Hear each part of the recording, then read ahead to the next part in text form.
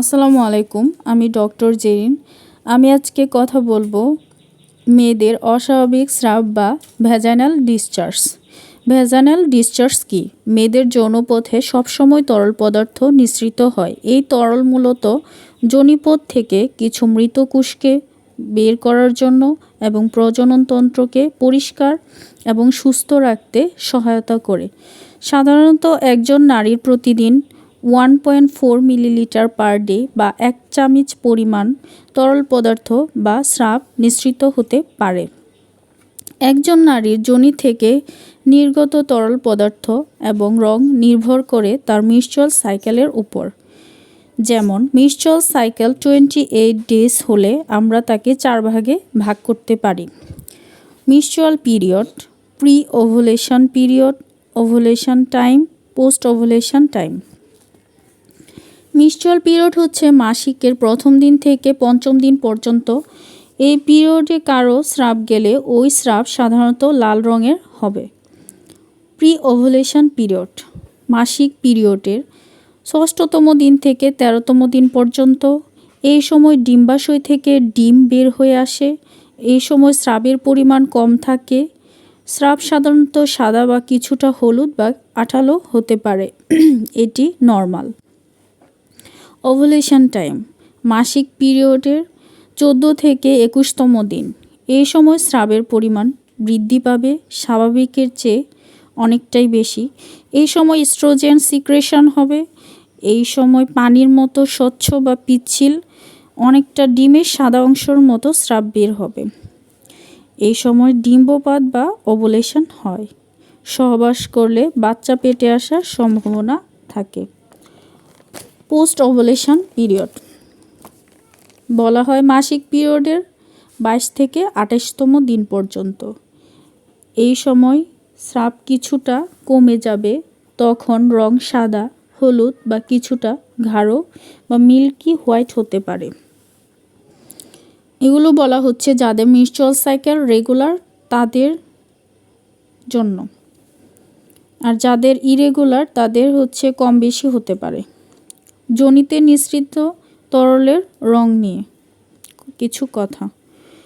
Yellow বা green মানে যাদের স্রাবের কালার হলুদ বা সবুজ হবে, তখন আমাদের বুঝতে হবে যে এটা কোনো ইনফেকশনের লক্ষণ। এটা একটা প্রোটোজোয়ার কারণে হতে পারে। প্রোটোজোয়ার নাম ট্রাইকোমোনাস ভ্যাজাইনালিস। এটি মূলত যোনিবাহিত রোগ, সেক্সুয়াল ট্রান্সমিটেড ডিজিজ। লক্ষণ কি? স্বাভাবিকের চেয়ে বেশি পরিমাণে স্রাব যাবে, গোপন অঙ্গে চুলকানি হবে, শারীরিক মিলন বা মূত্রত্যাগের সময় জ্বালাপোড়া হবে। তবে সুখবর হচ্ছে কিছু অ্যান্টিবায়োটিক খেলে বা ডক্টরের পরামর্শ নিলে স্বামী স্ত্রী উভয়ই সুস্থ হয়ে যায়। সাদা রঙের স্রাব, এটার পরিমাণ কম, কোনো চুলকানি বা অস্বস্তি হবে না, দুর্গন্ধ থাকবে না, তখন এটা স্বাভাবিক। কিন্তু সাদা স্রাব যদি দলা দলা বের হয়, ফেটে যাওয়া দইয়ের মতো হয়, কটেজ চিজের মতো হয় এবং গন্ধযুক্ত হয়, চুলকানি হয়, যৌন মিলনে জ্বালাপোড়া ও ব্যথা হয়, তাহলে বুঝতে হবে এটি ফাঙ্গাল ইনফেকশন বা ইস্ট দ্বারা আক্রান্ত। এই সময় দ্রুত চিকিৎসকের পরামর্শ নিতে হবে স্বামী স্ত্রী উভয়েরই। স্রাব যদি লাল বা হালকা গোলাপি রঙের হয়, পিরিয়ড শুরু হওয়ার আগে যদি এরকম আকার ধারণ করে, তাহলে বুঝতে হবে এটি গর্ভধারণের লক্ষণ। মাসিকের সময় রক্ত মিশ্রিত স্রাব নর্মাল। যদি মাসিকের মধ্যবর্তী সময়ে রক্ত মিশ্রিত স্রাব দেখা যায়, তাহলে বুঝতে হবে জরায়ুতে কোনো রোগের কারণ। প্রেগনেন্সির সময় যদি রক্ত দেখা দেয়, তাহলে বুঝতে হবে এটা অ্যাবর্শনের লক্ষণ।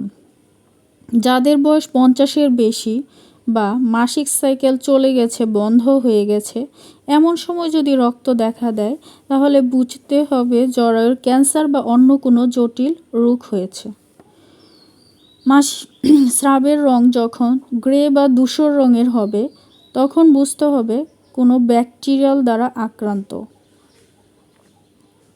এটার লক্ষণ হবে এটি খুব দুর্গন্ধযুক্ত হবে, অনেকটা কাঁচা মাছের মতো গন্ধ হবে, লাল হয়ে যৌনাঙ্গ ফুলে যাবে, চুলকানি থাকবে, অস্বস্তি থাকবে, প্রস্রাব করার সময় জ্বালাপোড়া করবে। এই সময় দ্রুত ডক্টরের পরামর্শ নিতে হবে। ক্লিন বা ওয়াটারি ডিসচার্জ কখন স্বাভাবিক ব্যাপার? যখন ওভুলেশন পিরিয়ড, যখন প্রেগনেন্সির time, hormonal imbalance, during sexual arousal. কী কী ক্রাইটেরিয়া হলে বুঝবো যে কোনো রোগের লক্ষণ? এক্সেসিভ অ্যামাউন্টে গেলে, যদি এটার রং সাদা না হয়ে অন্য রঙের হয়, যদি সাথে চুলকানি থাকে, অস্বস্তি থাকে, জ্বালাপোড়া থাকে, জ্বর আসে, তলপেটে ব্যথা থাকে, তখন আমরা বুঝবো যে এটা অস্বাভাবিক। কিভাবে প্রতিরোধ করব?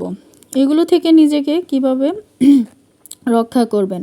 প্রথমে মেনটেন করতে হবে পার্সোনাল হাইজিন। গোপন অঙ্গগুলোকে সবসময় পরিষ্কার রাখতে হবে। পরিষ্কার করার সময় কখনোই সাবান বা অ্যান্টিসেপটিক ব্যবহার করা যাবে না। সাবান বা অ্যান্টিসেপটিক যোনির পিএইচ কমিয়ে দেয়, ফলে খুব সহজে ইনফেকশন হতে পারে জরায়ুতে। যোনি মিলনের আগে ও পরে মূত্রত্যাগ করতে হবে, পানি দিয়ে ভালোভাবে পরিষ্কার করতে হবে।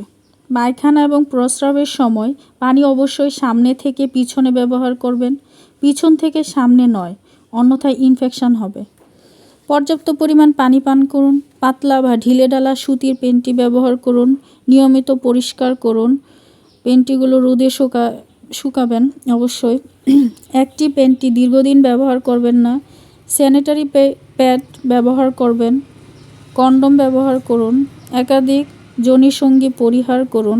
খাদ্য তালিকায় শাকসবজি এবং রসালো ফলমূলযুক্ত খাবার খান। বিশেষ করে কলা, টক দই খেতে পারেন, এতে ভালো উপকার হয়।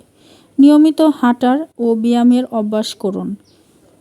আমার ভিডিওটি ভালো লাগলে একটি লাইক ও সাবস্ক্রাইব করুন, কারণ আপনার একটি লাইক আমাকে ব্যাপক অনুপ্রেরণা যোগায়।